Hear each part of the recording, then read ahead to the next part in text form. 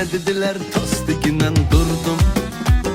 Ağzıma hər nə gəldi uydurdum. Я даже завтрак не делал сегодня. Birdən çapma süzdülər vurdum.